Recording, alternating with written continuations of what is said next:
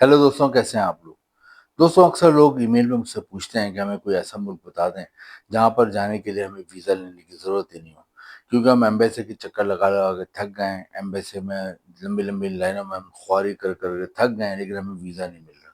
तो हमने पासपोर्ट बनवाया, पासपोर्ट बनवाने में 5 से 10 हज़ार रुपये हमने खर्च करे, और हमने इस उम्मीद में पासपोर्ट बनवाया था कि हमें जल्द से जल्द किसी अच्छे मुल्क का वीज़ा मिलेगा, हम वहाँ जाएंगे और अपना और अपने घर वालों का मुस्तकबिल चेंज करेंगे, लेकिन हमें वीज़ा नहीं मिल रहा। तो हमें काइंडली ऐसा कोई मुल्क बता दें जहाँ पर हमें जाने के लिए वीज़ा लेने की ज़रूरत ही ना हो, और वो कोई ऐसा छोटा-मोटा मुल्क नहीं हो, बल्कि बहुत तरक्की याफ़्ता मुल्क हो, बहुत डेवलप कंट्री हो, और वहाँ पे जाके हम लाखों रुपए कमा सकें। तो दोस्तों, आज की वीडियो उन्हीं लोगों के लिए, क्योंकि आज जिस मुल्क के बारे में मैं आपको बताऊँगा, इस मुल्क में जाने के लिए आपको वीज़ा लेने की ज़रूरत नहीं है। सिर्फ़ और सिर्फ़ आपने टिकट लेना है, पासपोर्ट पकड़ना है और आपने इस मुल्क में चले आना है। जी दोस्तों। दोस्तों, आज जिस मुल्क के बारे में बताऊँगा, ये बहुत ही तरक्की याफ़्ता मुल्क है, बहुत ही डेवलप कंट्री है।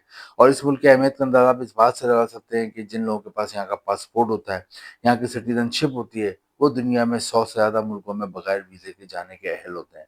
यानी इस मुल्क के पासपोर्ट होल्डर्स को दुनिया के 100 से ज़्यादा मुल्कों ने अलाउ करा हुआ है कि वो बगैर वीज़े के इस मुल्क में आ सकते हैं। दोस्तों, आज जिस मुल्क की हम बात करेंगे, वहाँ जाने के लिए जैसे कि मैंने आपको बताया कि आपने वीज़ा लेने की ज़रूरत नहीं है, लेकिन आपके पास 4 चीज़ें होनी चाहिए। 4 चीज़ें क्या है, डॉक्यूमेंट्स मैं आपको बता देता हूँ पहले, फिर मैं इस मुल्क के बारे में आपको बताऊँगा। दोस्तों, नंबर 1 पे आपका पासपोर्ट बना हुआ होना चाहिए, पासपोर्ट बनवा के रखें। और अगर पहले से पासपोर्ट बनवाया हुआ है तो चेक कर लें कि वो रखे-रखे कहीं एक्सपायर तो नहीं हो गया। क्योंकि पासपोर्ट में की वैलिडिटी में कम से कम 6 महीने बाकी होनी चाहिए। ये ना हो कि पासपोर्ट तो आपने बनवाया था, लेकिन आपके कबर्ड में रखे-रखे वो एक्सपायर हो चुका है और आपको पता ही नहीं है। तो वैलिडिटी कम से कम उसके एक्सपायर होने में 6 महीने बाकी होनी चाहिए, पहली चीज़ तो ये आप नोट कर लें। दूसरा, आपके पास क्या होना चाहिए, फैमिली रजिस्ट्रेशन सर्टिफिकेट होना चाहिए, जो कि आपको नादरा से मिल जाता है, और खुद अगर चाहें तो कंप्यूटर या इंटरनेट से भी निकाल सकते हैं, लेकिन आपको ये नादरा के महकमे से मिल जाता है। फैमिली रजिस्ट्रेशन सर्टिफिकेट, जिसमें आपका फैमिली ट्री होता है। ये 2 तरह से होता है, आप पेरेंट्स के हिसाब से ये बनवा सकते हैं, और अगर आप मैरिड हैं तो अपने बीवी बच्चों के हिसाब से ये बनवा सकते हैं। 2 तरह से बनता है फैमिली रजिस्ट्रेशन सर्टिफिकेट, ये आपके पास होना चाहिए। तीसरा, आपके पास एक बैंक स्टेटमेंट होना चाहिए। चौथा, आपके पास आपका आईडी कार्ड होना चाहिए, फ़ोटो होने चाहिए, और एक कैरेक्टर सर्टिफ़िकेट की कोई आप क्राइम वगैरह में नहीं है। तो ये 4-5 चीज़ें बेसिक हैं जो कि आपके पास होनी चाहिए। आप इस मुल्क में जाते हैं तो फिर आपको ये चीज़ें चेक होती हैं, एंट्री मिल जाती हैं। दोस्तों, यकीनन आप जानना चाहेंगे कौन-सा मुल्क है जहाँ पर जाने के लिए हमें वीज़ा लेने की ज़रूरत नहीं है, और जहाँ के जो शहरी हैं जिनके पास इस मुल्क का पासपोर्ट होता है, दुनिया में 100 से ज़्यादा मुल्कों में बगैर वीज़े के जा सकते हैं, और जहाँ पे जो आपको तनख्वाह है वो तकरीबन 7 लाख रुपए माहाना तनख्वाह मिलती है। सबसे पहले मैं आपको बताता हूँ कि इस मुल्क का नाम है बारबाडोस। दोस्त, अमेरिका और कनाडा के करीब वाक़ एक आइलैंड कंट्री है। यहाँ पे इंग्लिश ज़बान बोली जाती है। यहाँ की आबादी तकरीबन 4 लाख के करीब है। आबादी कम है, लेकिन अक्सर वर्कर्स की ज़रूरत पड़ती है। दोस्तों, बारबाडोस जाने के लिए जैसे कि मैंने आपको बताया, वीज़ा लेने की ज़रूरत नहीं है। बारबाडोस ने पाकिस्तान और इंडिया के लोगों को अलाउ करा हुआ है कि वो बगैर वीज़े के बारबाडोस में आ सकते हैं। लेकिन ये 4-5 बेसिक डॉक्यूमेंट्स आपके पास होने चाहिए, जो कि मैंने अभी आपको बताया पासपोर्ट के साथ। ये आपके पास होते हैं, आप बारबाडोस के एयरपोर्ट पे पहुँचते हैं तो वहाँ पर आपको 3 से 6 महीने की एंट्री मिल जाती है। बारबाडोस के जब 3 से 6 महीने की एंट्री मिल जाती है, तो जो समझदार लोग होते हैं वो कोशिश करते हैं कि वहाँ पर 3 से 6 महीने में कोई जॉब वगैरह की बात डन कर लें। क्योंकि अभी तो विज़िट वीज़े पे आए हैं, लेकिन उनको परमानेंट वर्क वीज़ा चाहिए होता है। तो वर्क वीज़े के लिए लाज़मी आपके पास जॉब होनी चाहिए। वहाँ पे वर्क वीज़े के लिए जॉब वगैरह उस वक़्त आप कर तो नहीं सकते, लेकिन जॉब के बाद आप कर डन कर सकते हैं। वो आपको 5 किस्म की जॉब बता देता हूँ, जो कि बारबाडोस में आपको आराम से मिल जाती है। दोस्तों, बारबाडोस में सबसे ज़्यादा जॉब्स हैं वो हैं फ़िशिंग इंडस्ट्री में। उसकी वजह है कि आइलैंड कंट्री है, और उसके चारों तरफ समुद्र है, तो यहाँ पे फ़िशिंग इंडस्ट्री बहुत ज़्यादा ग्रो कर चुकी है, और यहाँ पे फ़िश अच्छे खासे मुल्कों में यहाँ से एक्सपोर्ट होती है। तो बारबाडोस में फ़िशिंग इंडस्ट्री में आपको आराम से जॉब मिल जाती है, अगर आपको फ़िशिंग इंडस्ट्री के हवाले से कोई भी एंड आपकी एजुकेशन है, तालीम है, फूड इंडस्ट्री के हवाले से, फिशिंग इंडस्ट्री के हवाले से, तो आपको अच्छी जॉब मिल जाती है यहाँ पे।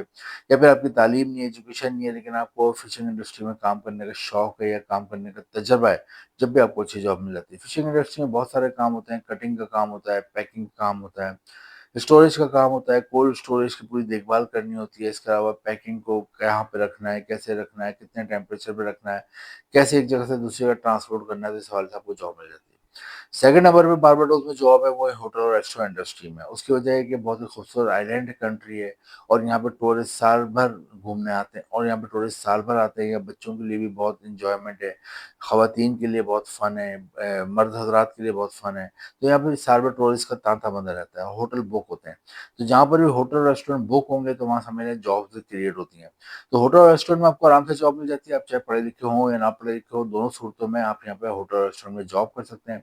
होटल और रेस्टोरेंट मैंने आपको बताया जैसे कि टूरिस्ट बहुत आते हैं, उसकी बहुत बड़ी 3 वजूहात हैं। बहुत ही खूबसूरत आइलैंड कंट्री है, उसके बीचेस बहुत ही खूबसूरत, साफ शफ़ाफ है और लोग साल भर आते हैं। तो होटल रेस्टोरेंट में हर तरह की जॉब होती है। अगर आप पढ़े लिखे होते हैं तो आप होटल में मैनेजर बन जाते हैं, एडमिनिस्ट्रेटर बन जाते हैं। होटल में आप कोई भी एडमिन का काम कर लेते हैं, वेयरहाउस इंचार्ज का काम कर लेते हैं। लेकिन आप पढ़े लिखे नहीं है, लेकिन आप मेहनती हैं, आप मेहनत कर सकते हैं, तो फिर आप होटल में आप वेटर का काम कर सकते हैं, आप वेट्रेस का काम कर सकती हैं, आप रूम सर्विस का काम कर सकते हैं, हाउसकीपिंग का काम कर सकते हो। इसके अलावा अगर आप इंटरेस्टेड हैं होटल से एयरपोर्ट और एयरपोर्ट से होटल तक आप वहाँ की कार ड्राइव कर सकते हैं। ये ऑप्शन भी आपके पास होता है। इसके अलावा बारबाडोस में जो आपको और जो अपॉर्च्युनिटीज़ मिलती हैं, आपको जो मौके मिलते हैं, उसमें आपको कंस्ट्रक्शन इंडस्ट्री में मौके मिलते हैं। कंस्ट्रक्शन इंडस्ट्री के हवाले से या अगर आपका इंटरेस्ट है या अगर आपकी कोई एजुकेशन है कंस्ट्रक्शन के हवाले से, तो फिर आपको यहाँ पे अच्छी जॉब मिल जाती है। और अगर आपकी एजुकेशन नहीं है, तालीम नहीं है, लेकिन आपके पास स्किल है, हुनर है, तो फिर आप कंस्ट्रक्शन में बहुत सारे काम कर सकते हो। क किचन रेनोवेशन का काम है या वेल्डिंग का काम है, यहाँ पे कारपेंटर का काम है या बिल्डिंग रेनोवेशन के काम है मुख्तलिफ। इसके अलावा दोस्तों यहाँ पर वॉलपेपर कैसे लगाते हैं, कलर कैसे लगाते हैं, यानी कि मुख्तलिफ काम है कंस्ट्रक्शन के हवाले से, वो भी आप कर सकते हैं। नेक्स्ट यहाँ पे मेडिकल शोबे में अगर आप क्वालिफाइड डॉक्टर हो, एमबीबीएस डॉक्टर हो, तो आपको अच्छी जॉब मिल जाती है या फिर आप रजिस्टर्ड नर्स हैं, उस सूरत में भी आपको यहाँ पे अच्छी जॉब मिल जाती है। इसके अलावा यहाँ पे फूड की बड़ी-बड़ी चेन है, जितनी भी फूड की बड़ी-बड़ी चेन है वो बारबाडोस में पाई जाती हैं, तो घरों और ऑफ़िस में डिलीवरी करनी होती है, वो कर सकते हैं आप। इसके अलावा बड़े-बड़े रिटेल स्टोर हैं, डिपार्टमेंटल स्टोर हैं, वहाँ पर आप सेल्समैन की जॉब कर सकते हैं, अकाउंटेंट की जॉब कर सकते हैं, हेल्पर की जॉब कर सकते हैं, वहाँ के वेयरहाउस इंचार्ज की जॉब कर सकते हैं। गर्ल्स के यानी बारबाडोस में अच्छी खासी जॉब्स की अपॉर्च्युनिटीज़ हैं और आबादी कम है, जैसे कि मैंने आपको बताया 3 से 4 लाख की आबादी है, तो इन्हें वर्कर्स की ज़रूरत पड़ती है। और यहाँ पे अच्छी बात ये होती है कि यहाँ आप जाते हो तो आपको ऐसा लगेगा आपको अमेरिकन कल्चर मिल रहा है, क्योंकि एक तो यहाँ पे ज़बान इंग्लिश बोली जाती है। इंग्लिश ज़बान जिसमें बोली जाती है वहाँ पाकिस्तान और इंडिया के लोग ज़्यादा कंफर्टेबल होते हैं, क्योंकि इंग्लिश ज़बान पाकिस्तान और इंडिया के लोग आसानी से समझ लेते हैं बनिस्बत रशियन, जर्मन, फ्रेंच लैंग्वेज के। क्योंकि पाकिस्तान और इंडिया के स्कूल और कॉलेजों में बचपन से इंग्लिश ज़बान पढ़ाई जाती है, तो इंग्लिश ज़बान समझना पाकिस्तान और इंडिया के लोगों के लिए आसान होता है। दोस्तों बारबाडोस में बहुत ही ज़बरदस्त फ्रेंडली माहौल होता है, यहाँ के लोग बहुत केयरिंग होते हैं, बहुत शेयरिंग होते हैं, फ्रेंडली होते हैं। यहाँ पर आप जाते हैं तो यहाँ पर आपको एक अच्छा वेलकम रिसेप्शन मिलता है। इसके अलावा दोस्तों बारबाडोस जो मशहूर है वो अपने क्रिकेट के खिलाड़ियों की वजह से मशहूर है। बड़े-बड़े खिलाड़ी पैदा हुए हैं यहाँ पे बारबाडोस से। तो क्रिकेट का यहाँ पे जुनून की हद तक शौक है लोगों को, बच्चों को। इसके अलावा दोस्तों यहाँ पर एक और अच्छी बात ये है कि यहाँ पर आप जाते हैं तो यहाँ से फिर अमेरिका और कनाडा जाना आसान हो जाता है। अक्सर लोग जो बारबाडोस में रहते हैं उनके लिए क्योंकि अमेरिका और कनाडा करीब है तो बाद में वो यहाँ से मूव कर जाते हैं। और जैसा कि मैंने बताया 5 साल आप रहते हो आपको यहाँ पे नेशनलिटी मिल जाती है। तो मैंने भी आपको जॉब बताई हैं, अगर आप कोई जॉब की बात डन कर लेते हो एक बार पाकिस्तान और इंडिया वापस आना पड़ता है। वहाँ से एम्प्लॉयर आपको जॉब ऑफर लेटर भिजवाता है। उसकी बेस पे आप बारबाडोस का वर्क वीज़ा हासिल करते हैं, 2 से 3 साल का मिलता है, वहाँ जाते हैं और लंबे अरसे काम करते हैं। 5 साल रहते हैं तो आपको नेशनलिटी मिल जाती है, फिर आप भी दुनिया के 100 से ज़्यादा मुल्कों में बगैर वीज़े के जा सकते हैं। दोस्तों बारबाडोस बहुत ज़बरदस्त कंट्री है, बहुत ही खूबसूरत आइलैंड कंट्री है।